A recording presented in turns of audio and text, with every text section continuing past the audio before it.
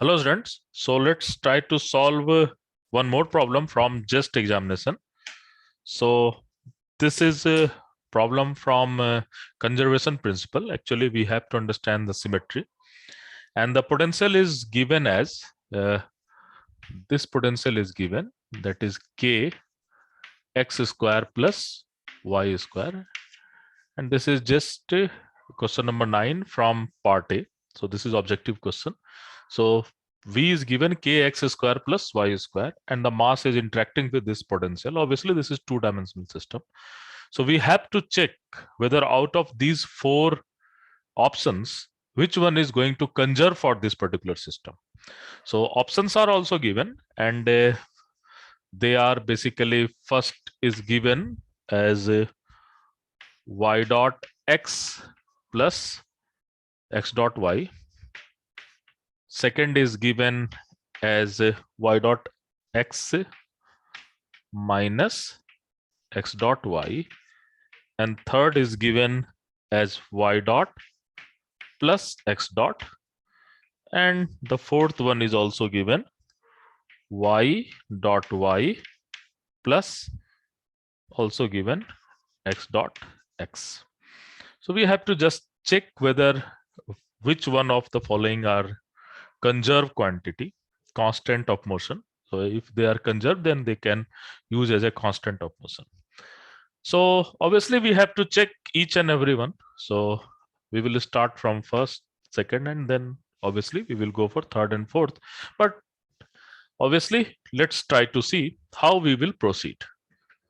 So obviously, if this is my potential and the mass is m, then my Hamiltonian is given by, and this Hamiltonian is given by px square upon 2m plus py square upon 2m plus k x square plus y square.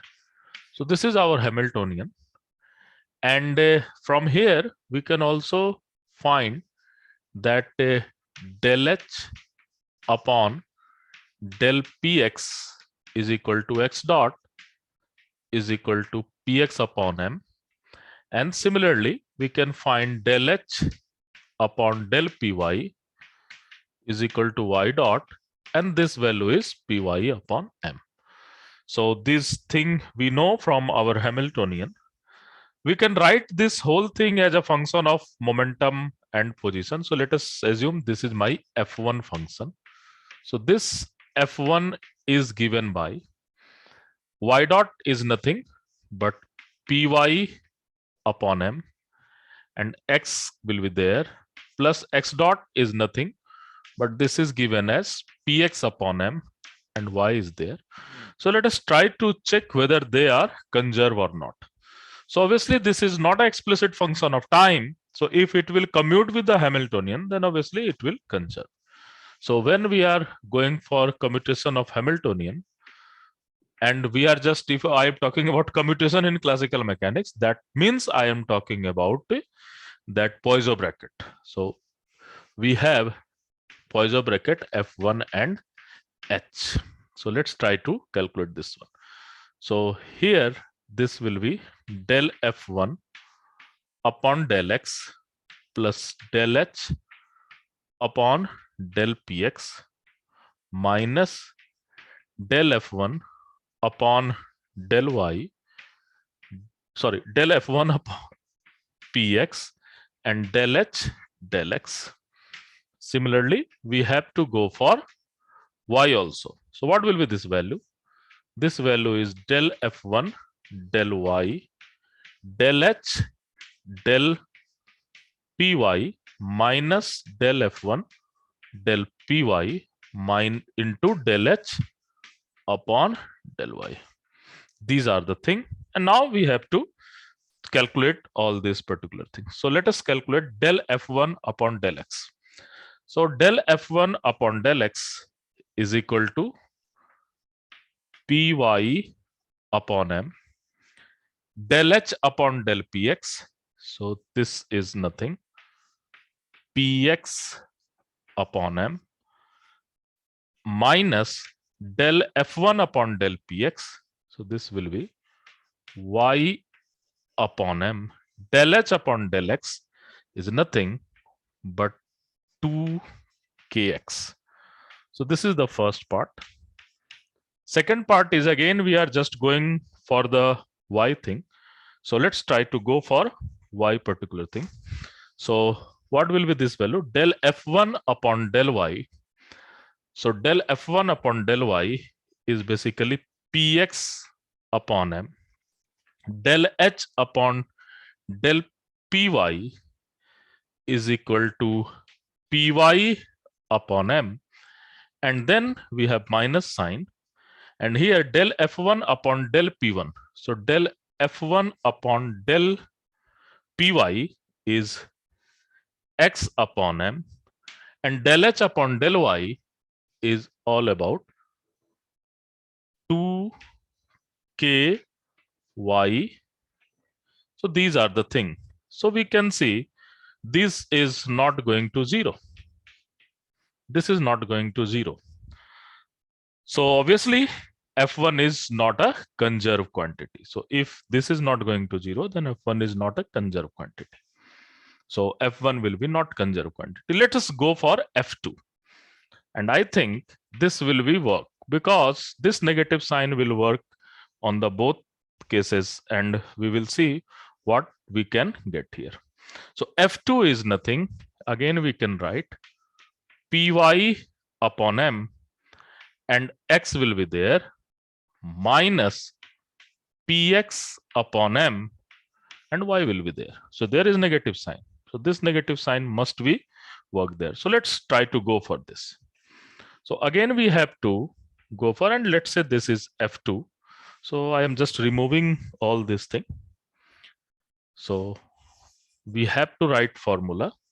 And when we are going to write formula, then del f2 upon del x, del h upon del px, minus del f2 upon del px into del f2 upon del x. This is x part. And similarly, we have to go for y part also. So del f2 upon del x into del h, sorry, del y here is, this is y, del h upon del py minus del f2 upon del py minus del f2, sorry, into del f2 into del y. So we have to calculate all this thing. So we will calculate it in a very nice form. So let's try to go for this. So what will happen?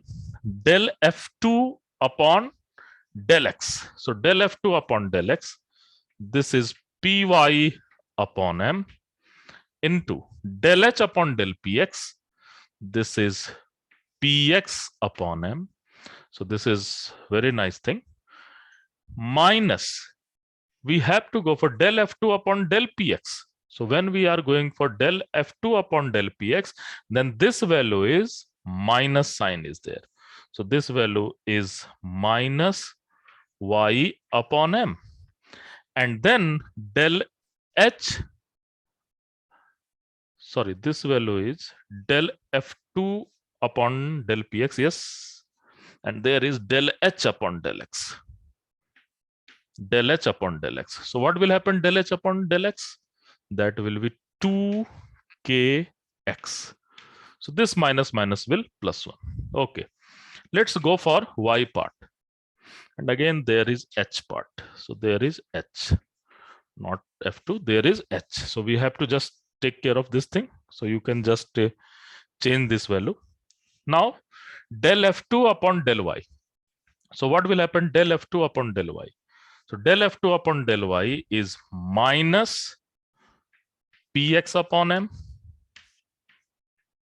and del h upon del py is equal to, obviously from here, py upon m.